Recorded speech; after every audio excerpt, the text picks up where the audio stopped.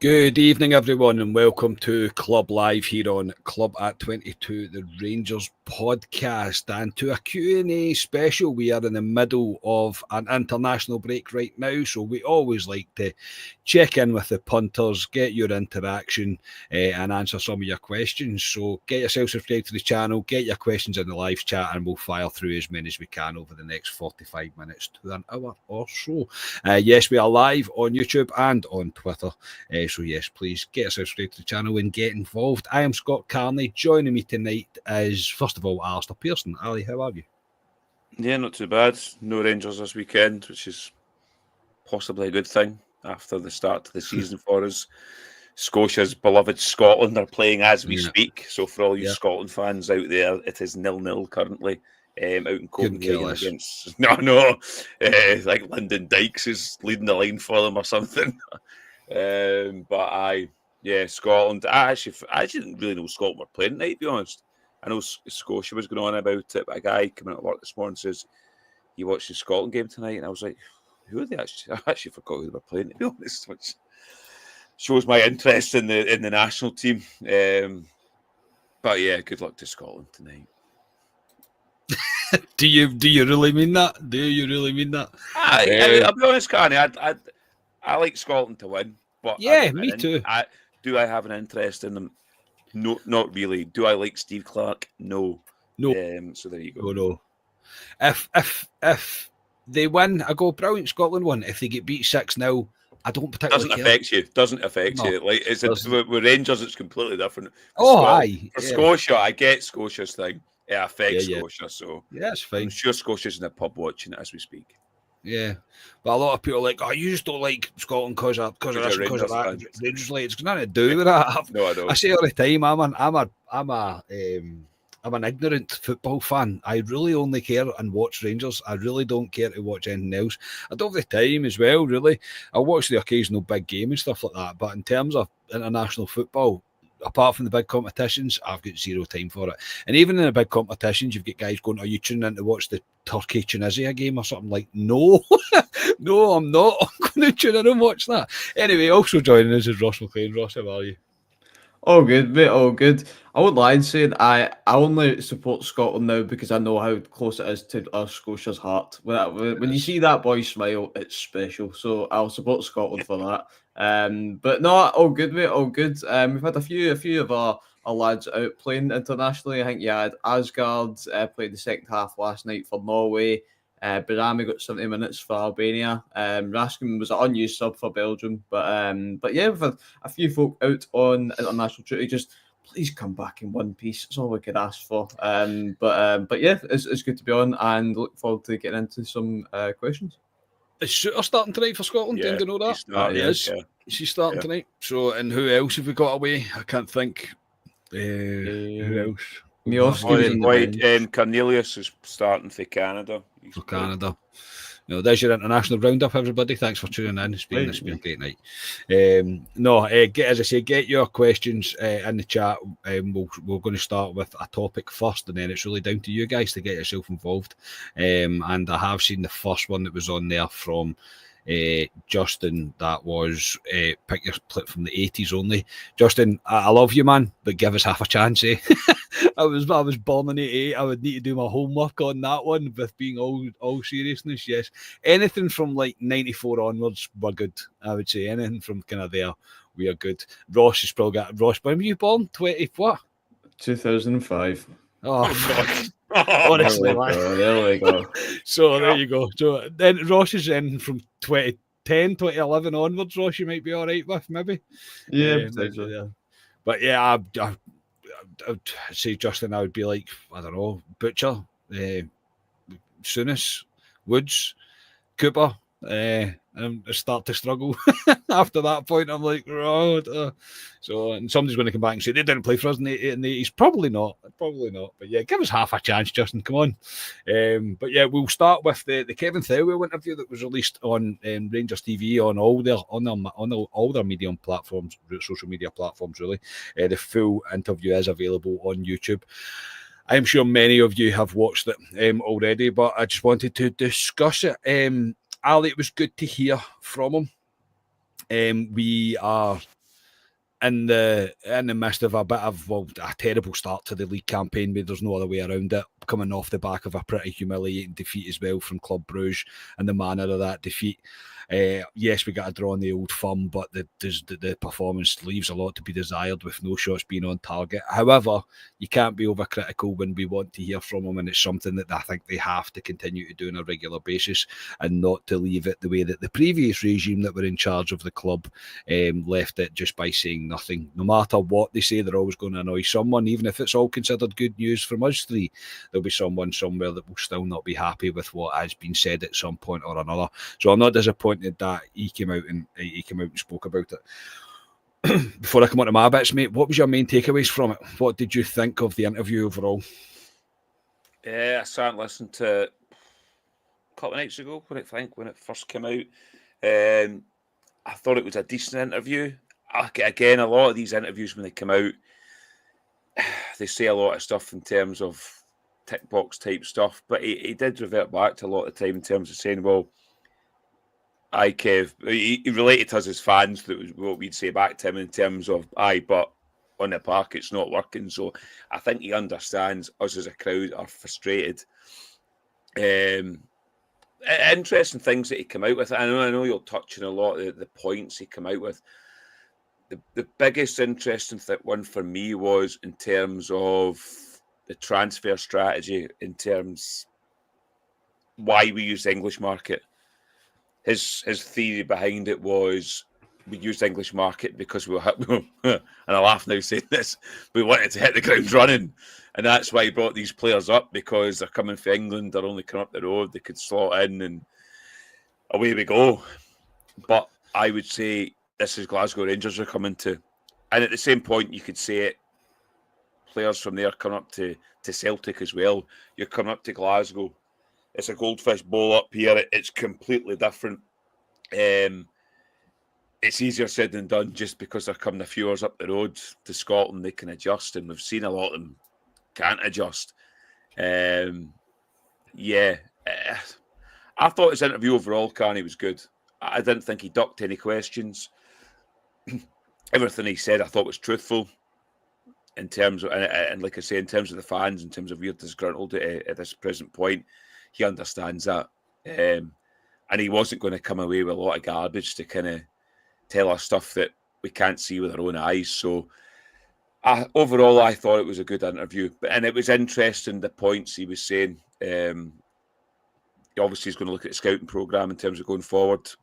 They're only just in the club, in the door, the new owners. So they're going to look at different markets and stuff. So, yeah, overall, I thought it was nearly 20 minutes of the interview. But I after it, I thought, that was quite a good interview by him. I thought he was truthful, what he was saying to the fans. And that's all we want to hear. So, see if they come out and tell us what they're doing with the club, the direction they're going with. It's disappointing as it is at the moment. We can understand where they're going with it. I talked to some Celtic fans at work, Carney, and no doubt you will, and they're disgruntled with their club at the moment. And they say their board don't come out and talk to them at all with what they're doing. And I said, well, we've had that previous as well. So it's good to hear him, because we've not really heard from anyone since the season started. And he mentioned the Club Brugge game exactly. I did like that he said, there was improvements in the Old Firm game, but it still wasn't good enough. And I agreed with that. So he knows at the moment it's not good enough. But Hearts is a big, come on, I feel like I'm going all through it here, but Hearts in terms of next week is massive. We see nothing next week, then alarm bells are majorly ringing for me. I honestly think Hearts game is the most important game that Russell Martin has faced yet as a Rangers head coach. You cannot survive in a league without a win in 6. You can't. You just can't. So you can't survive that. If we don't win that game, the first 45 minutes could be the end of Russell Martin. Genuinely, I think that's how big it is. And I'm not wearing a tinfoil hat when I say it, but no Rangers manager, no matter what, especially with the level of investment, this and whatever else has been alongside it, you cannot survive after 6 games and you've not won a game in the league. That's untenable. You can't do that. No Rangers manager would survive that. Generally none. It would be a record-breaking start. I genuinely believe that if we weren't to win on the return after an international break. But yeah, I'm the same, mate. I didn't like leave it thinking, wow, everything's amazing now, everything's better. But I took it for what it was, and you have to appreciate his honesty. As much as I felt that he backed Russell Martin, the emphasis was very much on this hasn't been good enough, and we know within the building that it hasn't been good enough, and he repeated that a number of times, and I thought, right, I think he's trying to make it quite clear that they understand that we're not trying to pull the wool over your eyes here. It's not the start that we would have expected. In terms of the point that you brought out, mate, I can understand why we went into the English market. I can understand why, because the idea behind it was to hit the ground running. So, and that was probably put forward by the owners as well. We expect to hit the ground running here with the level of investment that we're going to give you. And unfortunately, it's not came across that way. We've not seen performances even close to being like that in terms of hitting the ground running. But when he explained that, I thought, fair enough. It probably is quite difficult to come in, completely rip up the script, get scouting networks set up abroad, and be able to scout the world, for example, in the space of in a short space of time in terms of the window, because it's not a massive space of time. So you have to think in the future we will identify other markets. But yeah, I can appreciate where he was coming from in that. Ross, your take on it? Is there any major bits that you took away from the Thelwell interview that you thought were good, bad, and different? Yeah, I thought overall it was a very, very solid listen, to be honest. I think welcome to the 49ers era. I think there's transparency is key with them. They definitely want to make sure that, fans are in the loop. How many times before in the past we said, you wish you'd come out and say something? I mean, the other side of the city, as you say, are crying out for that just now. I just feel under this new regime that we're probably going to have quite a lot of this. Obviously, Patrick Stewart said before that we'll hear from him when we need to. Like, you won't hear it all the time, but I do think that something had to happen over the last period that we've seen on the pitch. So I thought it was very, very decent. The one point for me as well was the whole English market thing, as we were speaking about on Tuesday, mate. That your Iggy manager Jeff does gems out there. So it is quite reassuring. Sorry, knowing that that's no longer a thing. We'll do it eventually. It's just doing it when the time is right. The one thing that did make my eyes maybe twitch a wee bit was the fact that we've been looking at left back for quite a while, but yeah, we've brought in the one. Okay, that was maybe the one thing. He did also name drop that Cornelius can play in the left of a back three. He can play left back. Now, we've had many conversations. The phrase "square pegs and round holes" is a common one on the pod.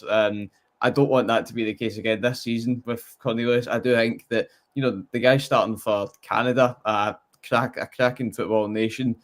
If his natural position is centre back and we can get the best at centre back, then please play the boy at centre back. He did. He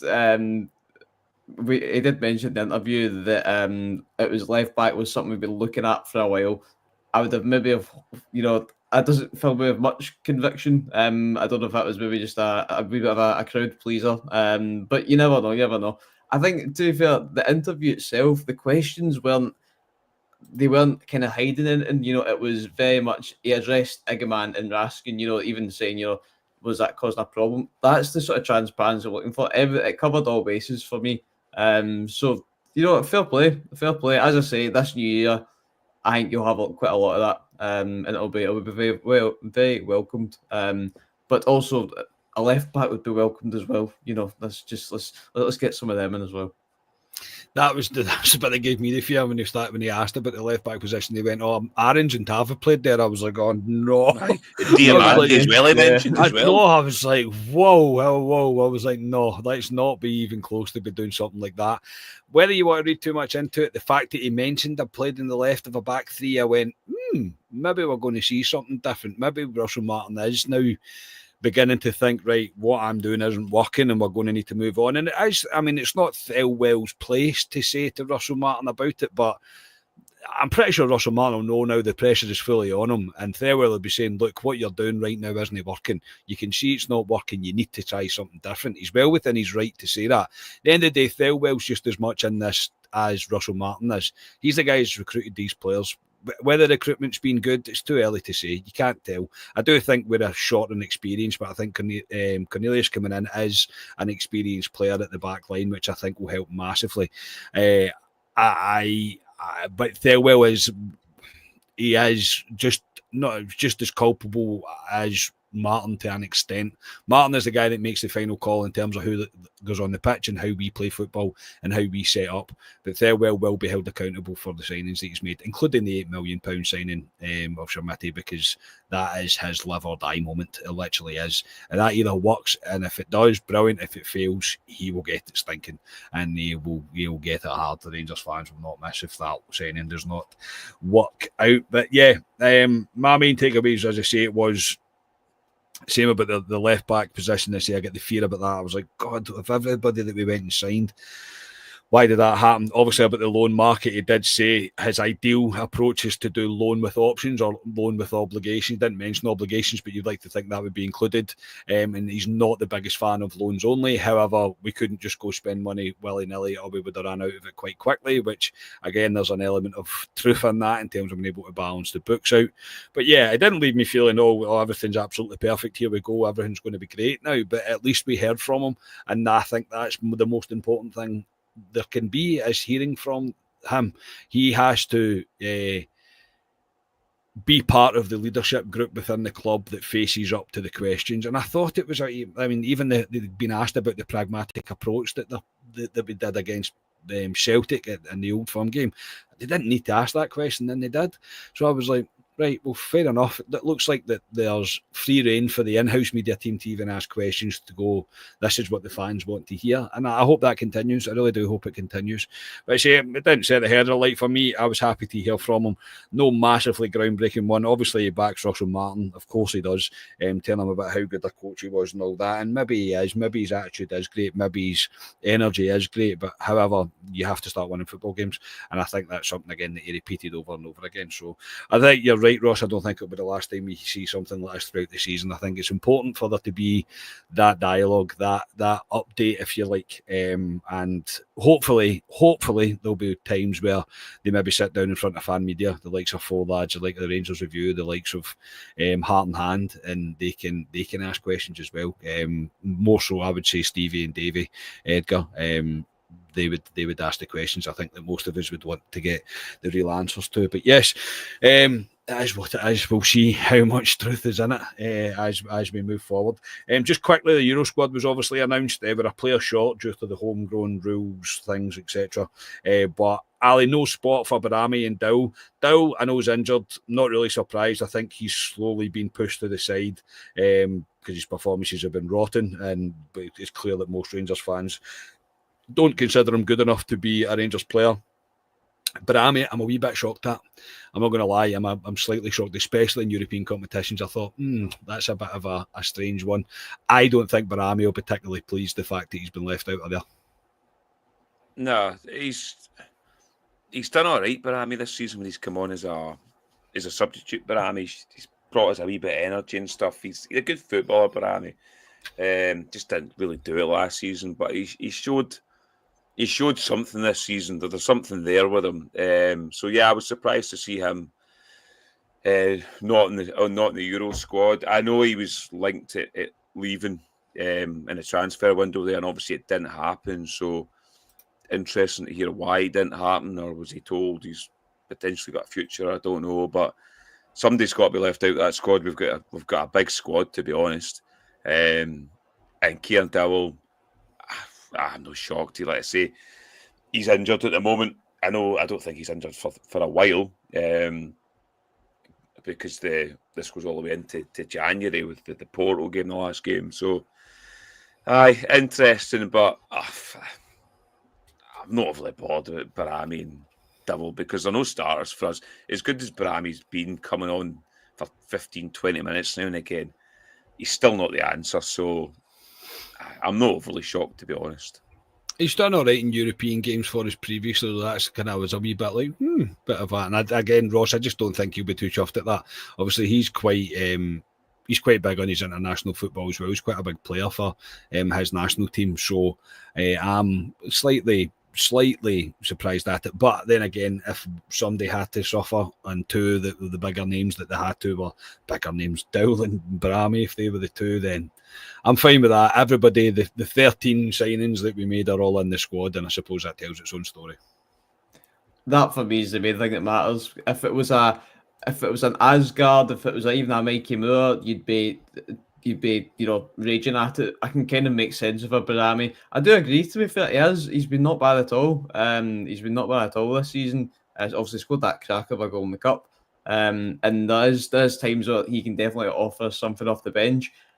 I'll be honest, he doesn't, I'm not the biggest Barami fan. He doesn't strike me with a lot of almost, so I don't think he'd strike a lot of defences with the fear, if you know what I mean. That maybe a bit of a tin opener, like maybe an Asgard would, maybe maybe a Mikey Moore would. So that does make sense. Kieran Dowell, I struggle to see what kind of happens with the lad. Obviously, if he is injured, all the very best to him. But I think that's probably one that one of the more predictable options, I would have said, to be probably out of the Rangers squad. But for the rest of it, listen. The team is strong. The team is strong. I do genuinely believe we have got quality there. It's just whether we can all combine it together with the guy who pulls the strings, if you will. If Martin can get a tune out of them, it's literally that's the one defining factor for me, mate. Is can the manager get something out of these group of players? It's good enough, but let's just see if we can actually get a tune out of them. But the front three looks quite exciting for me. Obviously, Danilo, Majowski, got Chamete, I think Gentles as well. I believe Gentles is... It's like a co-op loan. It's like a cooperative loan. Yeah, so we can recall him pretty much at any time, and then I think still send them back on loan if we have to. It's like an open agreement that he can come into between the two clubs. I think it's something new that they're trying to loophole with, and that will probably be closed down with UEFA pretty sharpish. I would imagine at some point UEFA will say, no, you're not be doing that anymore. But right now it looks like there's an agreement to he can kind of come back if he needs to come back, and then go if he needs. We don't need him for the squad. It'll be another 50 grand fine from UEFA. Thank you. That's all good. We can look forward to that coming in. But yes, looking forward to the European season. Obviously, I think we'll all agree that saying domestic success is the very, very important bit of this season. We need to be winning the league, the cups, etc. But there's some cracking ties coming up, and we have got some good quality there for it. And Rangers very happily sent me emails to say, I've took your money, by the way, Mr. Carney. Thank you very much for that. Great. Brilliant. So, yes, I didn't cancel my seat. I wasn't going to cancel. I would lie if I said I was going to. I can't. You all know I'm a mug punter. There you go, Rangers. There's my money. And I'll go and sit and make myself miserable while watching you. I hope I'm wrong. I really do hope I'm wrong. Right, we'll move on to your questions now. I shall get them in. Now I see I've got 3 starred that I think I've seen. If I've missed any, please repeat them. Apart from anything, questions about the 80s, because we'll struggle. Ali's slightly older than me, but not by much, and he's not going to remember that, to be honest. But we'll start with Andrew Muir's. If, in brackets, when Russell Martin gets his jotters, do you think Kevin Thelwell, I'd imagine you're saying there, will stick to his words and bail out with him? Ali, if it comes to a point where Russell Martin does get sacked, I don't think it will immediately lead to Thelwell's sacking, because I don't think right now we're at the point where we can blame the players. I think it's quite clear that there is some quality within this team. The likes of Gassam, the likes of Ant-Man. I am a big fan of Majowski. Obviously, we'll wait and see if it's going to transpire. I'm him being a Rangers fan. But they 3, you're going there, 3 good signings, they look like off the bat, in terms of adding real quality to the squad. So I don't think Thelwell will go immediately. However, if whoever we bring in and it all goes wrong again, there's no chance he'll be here after that. No, I don't see him going. He did say in his interview about Russell Martin about how he's one of the best coaches he's worked with and stuff, and He is going to say that because he's brought him in, isn't he? I mean, he's not going to come out in an interview and say, I fucking think he's bang average, to be honest. So he's got to back his man. He's brought him in. They've backed him with transfers. So he did say he was one of the best coaches he's worked with. So we'll see. We'll see as we go with it. But nah, even if he goes Russell-Martin, I don't see Thelwell going. But yeah, it's interesting today. Actually, I was speaking to my managing director this morning. He's a big Southampton fan, and I was on the phone to him this morning. I was like, "You want to take Russell-Martin back down the road with you?" And he actually said to me, "Do you want to take Joe Aribo?" And I was like, "I'd take Joe Aribo in a bloody heartbeat." But he was talking to me, and he said, "I've seen you play up there," and he says at Southampton, he tried to play the same football, but at the back line didn't have the players to do it. He said under Southampton when he was there, he said they had guys at the back that were slow and weren't really ball playing centre halves. And I was like, fucking hell. That's exactly what I'm looking at Rangers. It was interesting speaking to him today about Russell-Martin, Southampton and stuff. But Thelwell's no going. He's not going. He's only in the door, Thelwell, but yeah. He's backed Russell-Martin big still in that interview, though. So we've got to see something. But I don't think he'll go Thelwell. And I know there was that stupid rumour doing the rounds on Twitter from a parody account that Thelwell said if he goes, he's going as well. What a garbage that is. So, no, if Russell-Martin does end up going, then no, I think he'll be there. But if he is there and Russell-Martin did go, and this is all hypothetically speaking here, he would need to get the right man bang on, because if that goes wrong as well, then he would need to go. He would definitely get his jaws at that point. There's absolutely no doubt about it. Ross, for you, look, for me, and I don't need to keep repeating myself. I still believe we're in a position where Russell-Martin will need to be sacked at some point this season. I think we are kicking the can further down the road. I want to be wrong, for the record. I 100% want to be wrong. I want this team to fully click now that we're all in this one space. There's no eyes going different directions. There's no heads thinking about maybe they're staying or leaving the club. But I am still very much at the point where I don't believe that we're going to see a massive upturn with Russell-Martin as manager. For you, though, if the results don't improve, is Thelwell getting as much blame as Russell-Martin would? Maybe not as much, but definitely a good portion of it. Definitely, for sure. I do think that, to be fair, from the guy's pedigree, I do think we've got a decent guy in. You know, whenever we, I think it was yourself and I, mate, Scott, who was on whenever we appointed him. And, you know, you saw where he came from, Everton. He was a very, very good track record with making a good bit of money. So, you know, I do think there's definitely something there.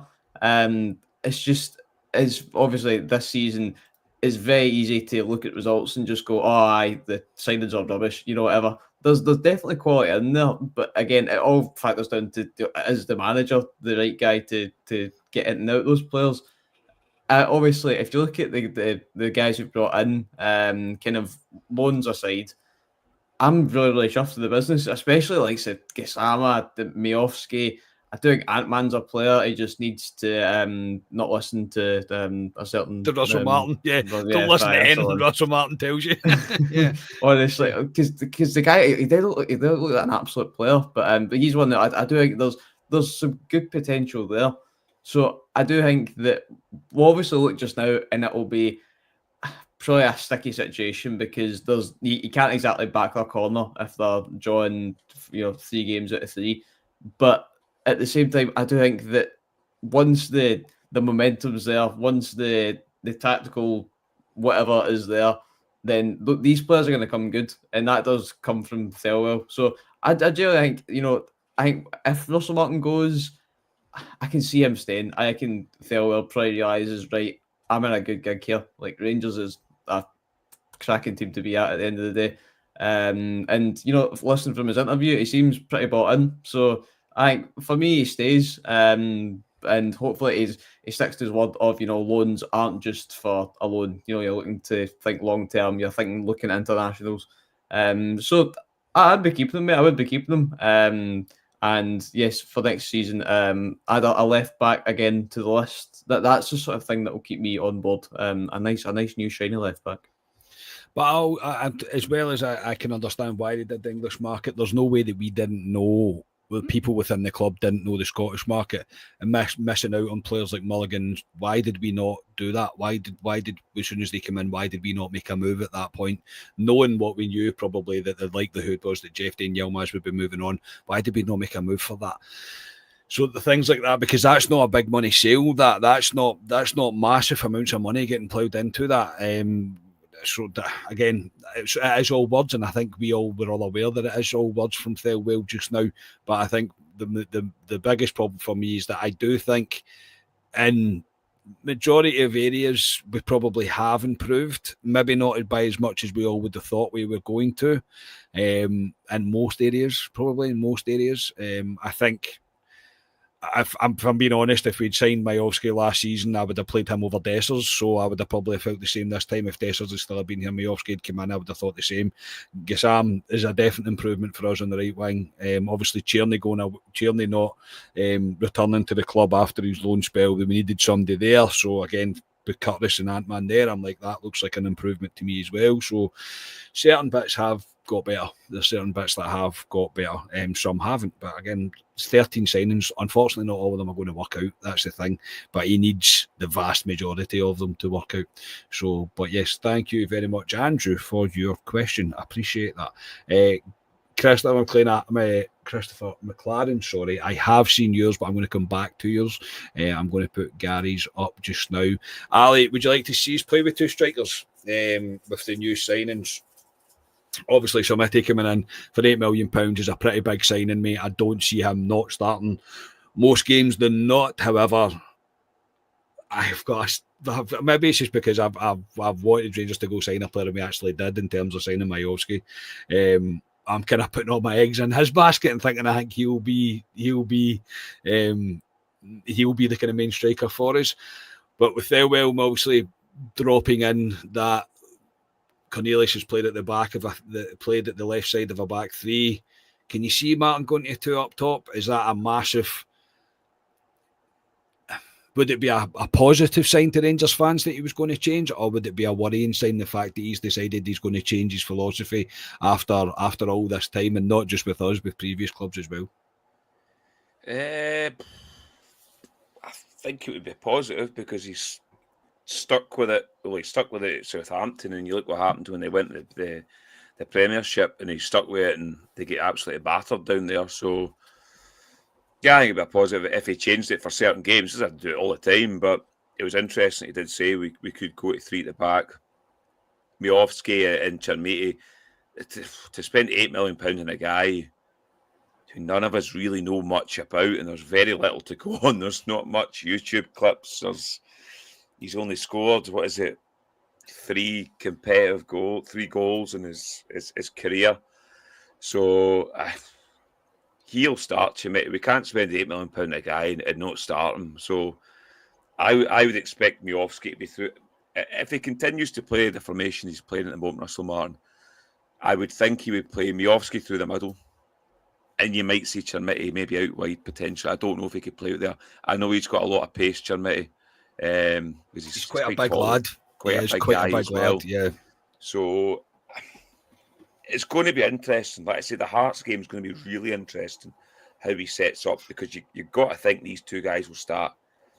Miovski's done it in Scotland. He's been here, done it, but he bought a t-shirt. He knows how to play this like Miovski. He's the guy we've been banging the drum for, Carney, for the best part of a year. We'd get him in because we know he'll score goals. And I think he will score goals for Rangers. Miovski, I think he's a clever player. And we've seen at Aberdeen, he is deadly in front of goal. So the Hearts game is going to be interesting in what he does, but it would be a good sign if they did change it now and again and maybe went to a back three and played the two up top, or go at an old traditional Mike Bassett. We'll be playing 4-4-2 because nobody plays that anymore football. I would love to see a 4-4-2. I mean, we've got two fucking cracking wiggers, two strikers now, so it'd be good to see that. But obviously, they don't play 4-4-2 now in football. But Yeah, It'll make a return one day, mate. It always it will. does. It'll make a return one day. Somebody'll do it, and I always thought 4-4-2 was a good formation. I think we've got the players for it as well. When you think we've got two good wingers, one decent striker. We've not seen Chermiti, but we spent £8 million on him, so we need to see what he's like. So, I mean, arguably some games you could be a 4-2-4, mate. To be honest, some games we could do that literally. If we're wanting to flood the kind of front line, you could easily do that. Yeah. It's interesting how he's going to do it, because he's got the personnel on the door. He was on about it quite a lot, Russell Martin, in press conferences over the last couple of weeks, in terms of players unsettled, the window's still open, etc. We're still looking to get guys in. You'll see our Rangers when the transfer window shuts and he's got all the pieces to the jigsaw in. So he's got it all now. He's got a good 10 days, whatever it is, on the training ground with the majority of the players at Auchenhowie. So, like I say, that Hearts game next Saturday is really interesting how he sets up against a good Hearts team as well. Let's be honest about it. Hearts are 6 points clear. They'll be coming to Ibrox full of confidence, looking to go 9 points clear of Rangers. So that's bloody frightening, isn't it? That is frightening. Frightening. Well, we had this position last year, Karen. Remember Aberdeen flew out the blocks, and won whatever it was, 9 games in a trot, and they came to Ibrox and they could have went even further. And you know what happened to Aberdeen last season, but I mean, it could happen. But yeah, I'm intrigued to see Chermiti and Miovski, how we handle the two of them, because for me they've got to find a way of playing them. You really got to do it. And Danilo's just he's a backup striker.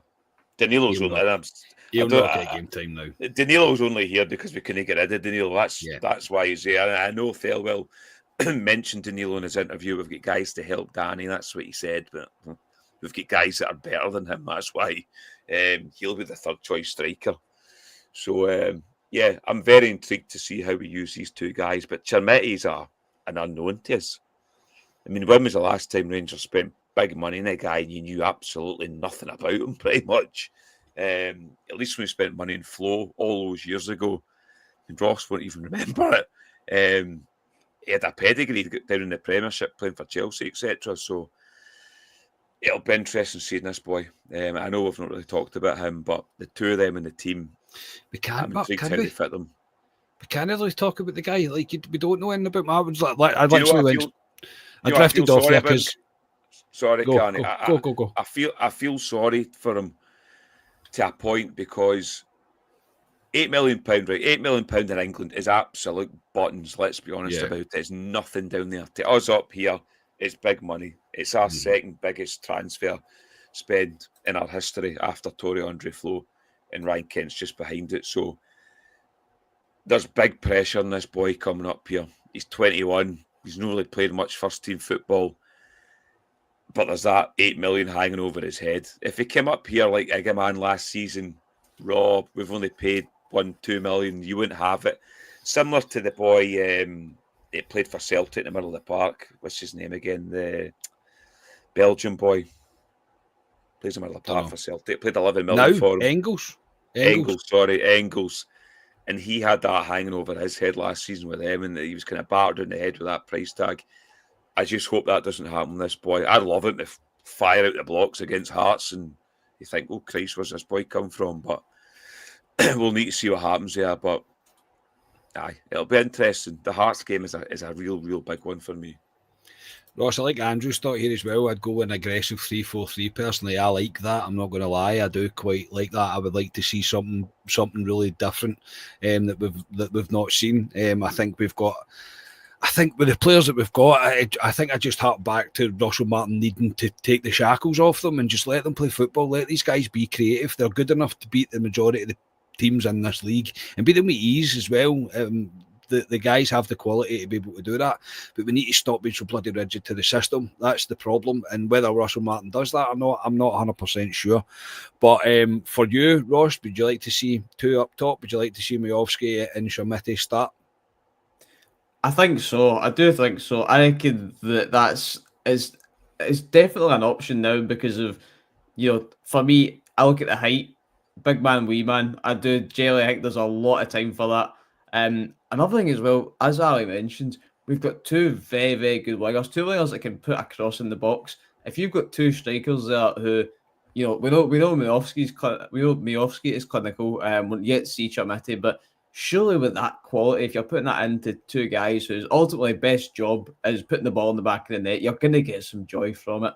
So I would love to see two up top. We saw it obviously last season with Igaman and Danilo, and it worked really, really well. It worked very, very well. Could you actually see the best out of Danilo if he has another striker there? I do think sometimes when he's isolated by himself, he does a lot of hard yards, but he can maybe get a wee bit, I don't know, lost in the game. Would actually having somebody else there, again, having a Chermiti there, would that actually bring the best out of him? So it could actually do good for all three strikers at the end of the day. I even think back to the 55 season, you had Morelos and Roof, just two goal scorers up there. It surely can't do us any worse than what it's doing with just now. Because you even look at Miofsky, you even saw him on Sunday, the boy drops deep as well. So like, it's not just they're going to be up there just trying to feed off scraps. They'll work back as well. So I genuinely do think I could see a world where two up top. I would be very, very keen for that. Three at the back as well. That's that would be Cornelius would surely be that left side of that. Then Suter and Giga. So there's definitely some potential there. As I said, the quality's there. It's just, are we actually going to do it? I'd love to see us against Hearts pull out something like that. But it's these are all ifs and buts. We will very much see if the rigid system changes. That you're spot on, mate. We've probably had that conversation about playing two up top. It's became a talking point since we brought into the two strikers, Miofsky and Chermiti, and it's probably all a pointless conversation because we're going to see one up top, and Rangers line up on the Saturday against Hearts with Danilo as the 9. Oh, can't wait. So thank you for your question, very much appreciated. But from Chris here. From Christopher McLaren. Do you think Raskin and Martin can resolve their differences for the sake of the team and the club? Ali, quite simply, it's best for both parties if they do. Raskin's got a World Cup coming up. Raskin's working his way out the club. He's trying to get a big move. There is no point in him sitting in a stand doing absolutely hee-haw. Shake hands, let bygones be bygones, move on from it, put Raskin back into the squad. He's included in the Euro squad. It's better for both parties. We just bury that, move on from it, and they get on. No matter how hard Raskin might be to manage at times, might be true, as much of a bit of an idiot Russell Martin seems to be. You put this to bed, you move on, don't you? It's best for both here for things to be all rosy again with them too, and just get Raskin back into the team. Yeah, I'm surprised Raskin's there when the transfer window slapped shut. And Raskin was still there. I was very surprised that when we done our post-match carney after the Old Firm, we both said we'll probably never see Raskin again. And I thought that, so I was very surprised to see he's still there.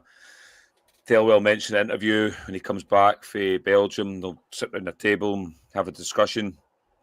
Yeah, it was interesting hearing Neil McCann as well on Sky Sports saying he's very opinionated, difficult to manage, but a lot of good players we've had at Rangers in the past, Barry Ferguson, very opinionated, etc. These players were a bit of swagger about them, and I'm not saying Raskin is a finished article at Rangers because he's not. He's blown hot and cold at Rangers. Let's be honest about it.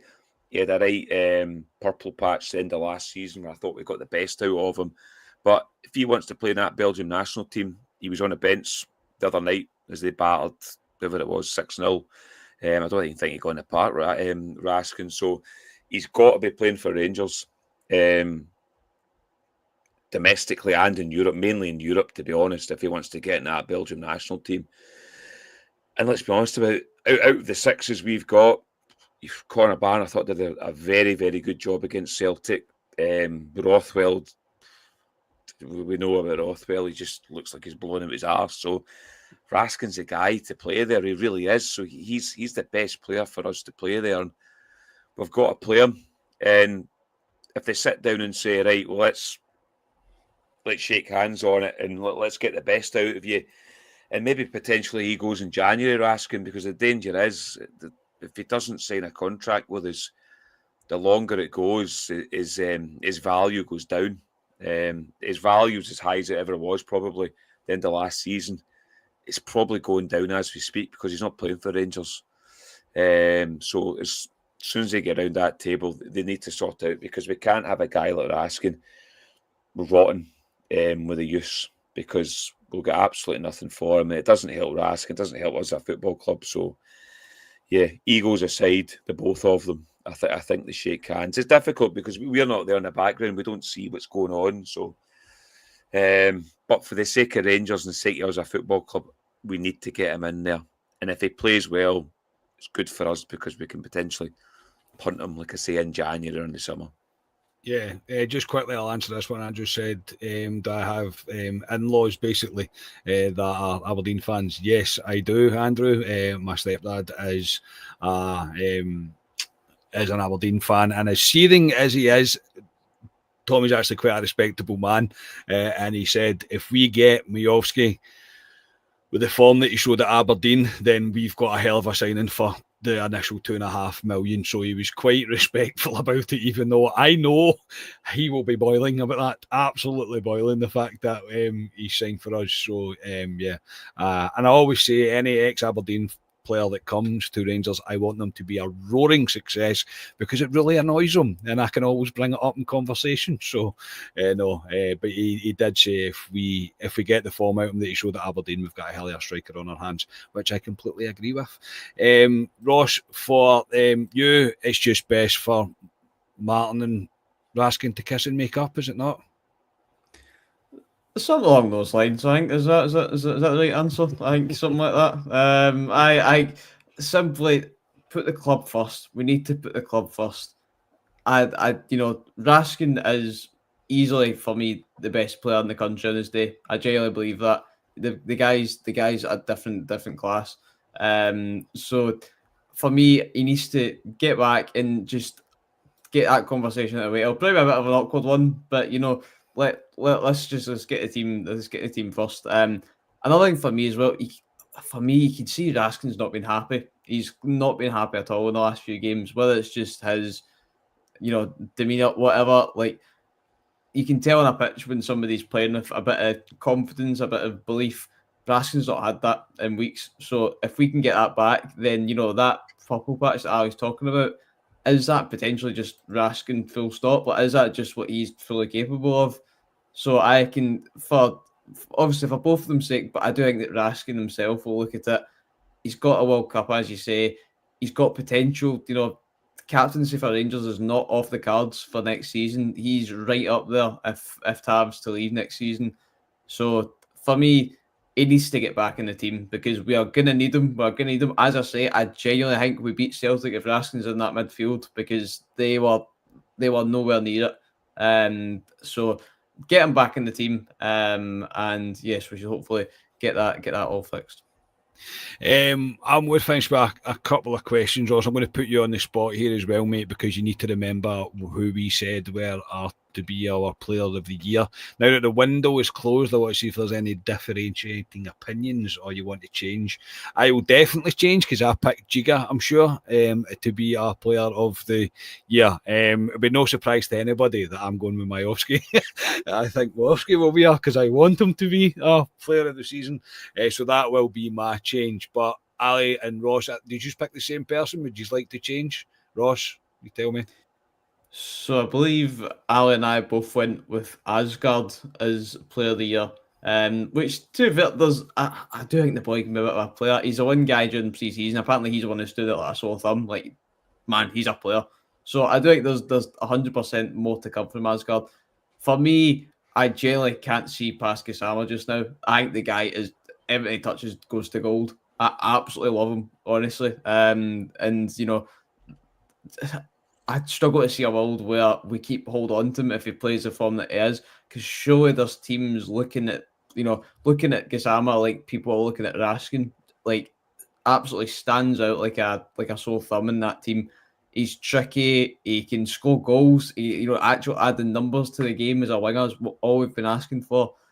And the guy's a great age. So for me, I'm going to go Gisama if I was to change it. But sorry, Thelwell, if you're listening, lad, I hope that you prove me wrong. And I tell you what, I'll get a wee Asgard haircut if that's the case. But now that I've said that, I need okay.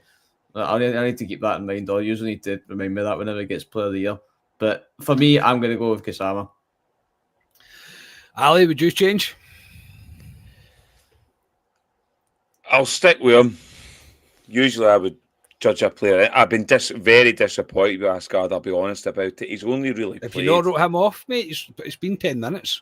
No, I'm not writing him off. I've been disappointed with him, I'll say that. But then again, he's only really started a couple of games for us, if 2-3 games, whatever it is, Asgard. So, yeah, I've been disappointed with him. I thought we would see more of him, but as I say, he's only played a couple of games, so I'll stick with him. Just a wee curveball. I think Cornelius could be a good signing for us. Mm-hmm. Left-sided, dominant, centre half, good with ball at his feet. I think he'll be a bit of a threat in opposition goals, from corner kicks, etc. I think he could potentially be a dark horse. Good age as well. A lot of caps for Canada. Played in good leagues in terms of Malmo, Marseille. I think he could maybe marshal that back line as well. So I think he could maybe be a dark horse as well. Stephen Fay has said Butland. Yeah. To be honest, I mean, I hope not. But Gisam and Butland are probably the best two players that we have seen this season. I would think. I'm trying to think, am I doing anybody a disservice there? I don't think so. I think that everybody else has struggled at times. They're probably the best two. Yeah. Maybe wee Cameron. He's done well when he's came in. I don't think there can be much criticism of him. Same as Barron, to be completely honest. I don't think there can be much criticism of Barron either. But yeah, Butland, and maybe a shout. I hope no, man. I hope it's not one of those seasons where it's unless we have a superb run in Europe and it's all down to Jack Butland. Absolutely fine with that. And the league, no, that can't be the way. That surely cannot be the way. But I'm going to finish with this.